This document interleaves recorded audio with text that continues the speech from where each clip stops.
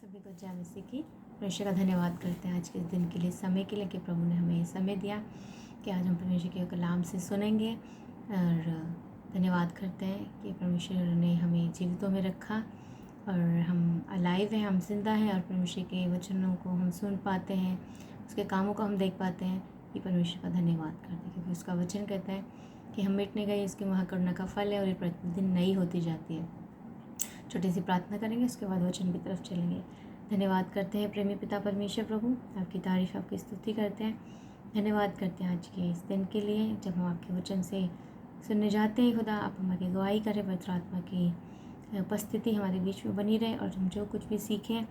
प्रभु से आपको महिमा मिले और हमारे जीवनों में आत्मिक उन्नति आए। यीशु मसीह के नाम से मांगते हैं, आमीन। मैं मनन कर रही थी तो परमेश्वर का एक वचन मेरे हृदय में आया कि परमेश्वर चाहते हैं कि मैं इस वचन के बारे में बोलूं।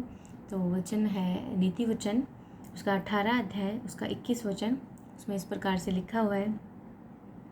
कि जीव के वश में मृत्यु और जीवन दोनों होते हैं और जो उसे काम में लाना जानता है वह उसका फल भोगेगा। परमेश्वर अपने वचन के पढ़े सुने जाने पे हमें आशीष दे।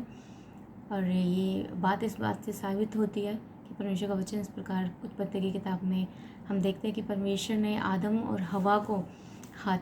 आदम को हाथ से बनाया, मिट्टी से बनाया, लेकिन बाकी सारी पृथ्वी की रचना, उसने सृष्टि की जो रचना की उसने बोला, उसने अपने शब्दों का इस्तेमाल किया और उसके शब्दों में वो ताकत थी कि सारी पृथ्वी, आकाश, पृथ्वी जो कुछ उसके अंदर वो सब बन गया। और हम क्योंकि परमेश्वर के स्वरूप और समानता में बनाए गए हैं तो वही आशीष हम मनुष्य के अंदर है। इस बात पे हमें विश्वास करना है कि हमारे मुंह में श्राप और आशीष दिए गए हैं, हम परमेश्वर के स्वरूप और समानता में बनाए गए हैं, तो ऑब्वियसली वही आशीष हमारे जीवन में दी गई। और ये कलाम इस बात को क्लियर करता है, साफ करता है कि हमारे मुंह में जीव में जो है आशीष और श्राप दोनों दिए गए हैं। और एक छोटा सा उदाहरण देना चाहूँगी जो हाल ही में हमारे साथ घटा है कि मेरी छोटी बेटी है 3 साल की और वो थोड़ा कभी शरारत करती है, हमारी बात नहीं सुनती, तो हम उसको बोलते थे कि हम आपको बाहर छोड़ आएंगे, वहाँ पे एक छिपकली है और वो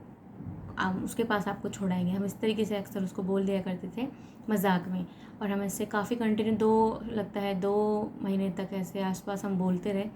और फिर हमारी कॉलेज में हम जहाँ रहते हैं वहाँ छुट्टियाँ पड़ गई और फिर हम जब घर चले गए और उस टाइम पे घर से जब हम वापस आए, दिल्ली से वापस अपने कॉलेज में,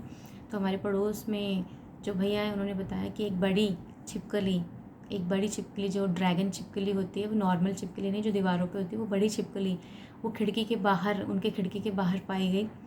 और वो जनरली चढ़ती नहीं दीवारों पे, वो जंगल में रहती है क्योंकि हमारे आसपास जंगली एरिया है, लेकिन वो छिपकली उनके विंडो के आसपास पाई गई। और आते ही उन्होंने हमें ये चीज़ बताई, तो तुरंत जब उन्होंने ये बात हमारे हस्बैंड को बताई और उन्होंने मुझे बताई, तो तुरंत मेरे दिमाग में सिर्फ एक वचन आया कि हमारे मुंह में श्राप और आशीष दोनों दिए गए हैं। और उस दिन परमेश्वर का हम धन्यवाद करते हैं कि परमेश्वर ने वो चीज़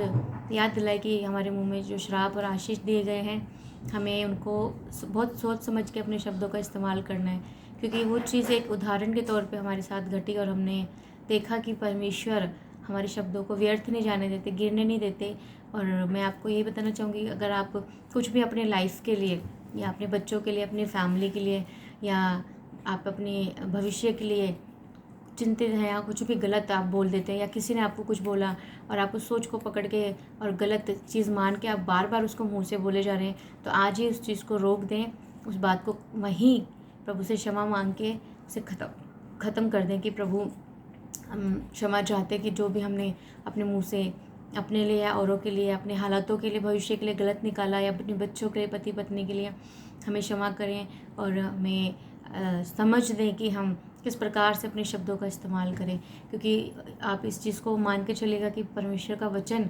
इस चीज़ को क्लियर करता है कि प्रभु के मुंह में ताकत थी, उसने बोला पूरी आकाश सृष्टि बन गई और वही हम उसके स्वरूप और समानता में बनाए गए हैं और हमारे जीवन में भी वो आशीष दी गई है क्योंकि हम उसके स्वरूप और समानता में बनाए गए। हम परमेश्वर से अलग नहीं हैं, हम परमेश्वर के स्वरूप और समानता में बनाए गए हैं और परमेश्वर का आत्मा हमें दिया गया है। तो मसीह भाई बहनें उस बात को और भी अच्छे से समझ सकते हैं तो हमें इस बात को समझना है, मानना है और इस बात को आप लेकर चलें कि परमेश्वर ने हमारे मुंह में आशीष और श्राप दिए हैं। आज तक अगर आपने अपने बच्चों को कुछ अच्छा नहीं बोला है, उनके लाइफ के लिए अच्छा भविष्य नहीं घोषणा किया, तो आज से आप घोषणा करें अपने जीवन के लिए, अपने बच्चों के जीवन के लिए, अपने परिवार के लिए, अपने मैरिज के लिए, या आपके बिजनेस के लिए, आपकी मिनिस्ट्री सेवकाई के लिए, या जो आप बोझ रखते हैं परमेश्वर के लिए या किसी और के लिए, आप उस पर आशीष बोलना शुरू करें। आप उसको बोलें कि वो सफल हो रहा है, वो परमेश्वर की अगुवाई में हो रहा है और परमेश्वर की दया हमारे ऊपर है, हम चंगे हैं, हम छुटकारा पाए लोग हैं। आप इस तरीके से बोलेंगे तो परमेश्वर आपके इन शब्दों को जब आप बोलोगे तो परमेश्वर उनको व्यर्थ नहीं जाने देंगे और परमेश्वर उसको ब्लेस करेंगे, क्योंकि वो आशीष वो ब्लेसिंग हमारे अंदर दी गई है, हमारे मुंह में वो आशीष दी गई है। और हमें इस बात पे विश्वास करना है, क्योंकि ये बात तो परमेश्वर के वचन में क्लियर हो जाती है, नीति वचन उसका 18-21 में, कि हमारे मुंह में श्राप और मृत्यु दोनों दे गए हैं और जो इसे काम में लाना जानते हैं वो उसका फल भोगें। काम में लाना जानने का मतलब है कि आप अपने शब्दों का कैसे इस्तेमाल कर रहे हैं। आप केवल गालियाँ ही दे रहे हैं, आप सिर्फ गलत ही बोल रहे हैं, या आप गलत सुनकर किसी ने आपको बोला और उसी शब्द को रिपीट करते जा रहे हैं अपने लाइफ के लिए, तो आज ही आप उस चीज़ को ख़त्म कर दें। परमेश्वर का धन्यवाद हो इस वचन के द्वारा जो उसने हमसे बात करी, और प्रभु इस वचन के द्वारा हम सभी को आशीषित करें और हम दुआ करते रहेंगे कि आगे ऐसी और वीडियोस बनाएं और परमेश्वर का कलाम सीखते रहें, अपने जीवन में बदलाव करते रहें, आशीष को पाते रहें और दूसरों के लिए आशीष का कारण बनते रहें। सभी को जय मसीह।